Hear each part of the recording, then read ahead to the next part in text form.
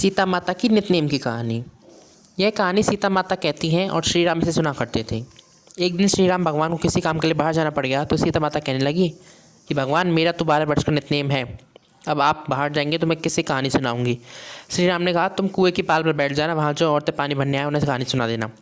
सीता माता कुएं की पाल पर बैठ जाती हैं और एक स्त्री आई, उससे रेशम की जरी की साड़ी पहन रखी थी और सोने का कड़ा लेकर रखा था। सीता माता उसे देखती हैं कि बहन, मेरा 12 वर्ष का नित्यम सुन लो। पर वह स्त्री बोली कि मैं तुम्हारा नित्यम नहीं सुनेंगी, मुझे घर जाने में देरी हो रही है, मेरी सास मुझसे लड़ेगी।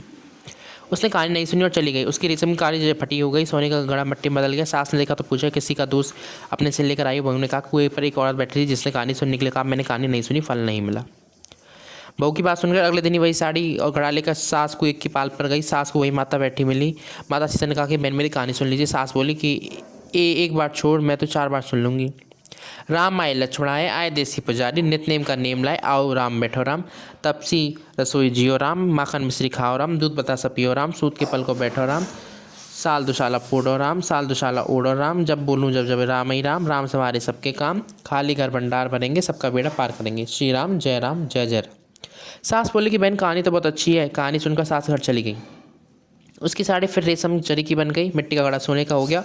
बहू कहने लगी, सासू माँ, आपने ये सब कैसे किया। सास ने कहा कि बहू तो दोष लगा के आई थी, अब मैं दोष उतार कर आ रही हूँ। बहू ने कहा कि कोई वाली स्त्री कौन है।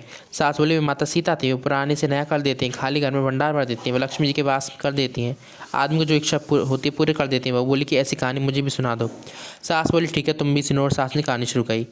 राम आए लक्ष्मण आए देश की पुजारी, नित नेम का नेम लाए, आओ राम बैठो राम, तपस्वी जियो जियो राम, माखन मिश्री खाओ राम, दूध बतासा पियो राम, सूत के पल को मूठो राम, साल दुशाला पोड़ो राम, साल दुशाला ओढ़ो राम, जब बोलूँ जब राम ही राम, राम समारे सबके काम, खाली घर भंडार भरेंगे, सबका बेड़ा पार करेंगे, श्री राम जय राम।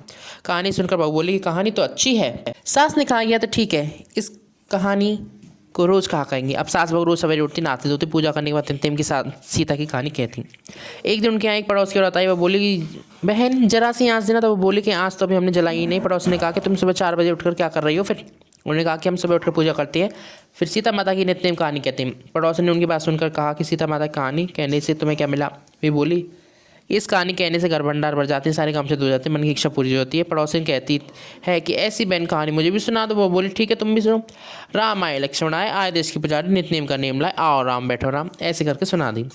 सारी कहानी सुनने के बाद पड़ोसन कहने लगी, बहन, कहानी तो मुझे भी अच्छी लगी। अब वह पड़ोसन भी नित्य नेम सीता माता की कहानी कहने लगी। कहानी कहने से सीता माता ने पड़ोसन की भंडार भर दी। अब तो पूरे मोहल्ले में नित्य नेम का कथा चल पड़ी। हर किसी की मनोकामना पूर्ण होने लगी। हे माता सीता, जैसे आपने उनके भंडार भरे, वैसे ही आप हमारे भी भंडार भरना। कहानी सुनने वाले की भी और कहानी कहने वाले की भी आप मनोकामनाएं पूर्ण करना। राधे राधे, जय श्री राधे। अगर आप हमारे चैनल पर नए हैं तो वीडियो को लाइक करें, चैनल को सब्सक्राइब करें, कमेंट करें, शेयर करें। मिलते हैं आपसे नेक्स्ट वीडियो में। जय जय।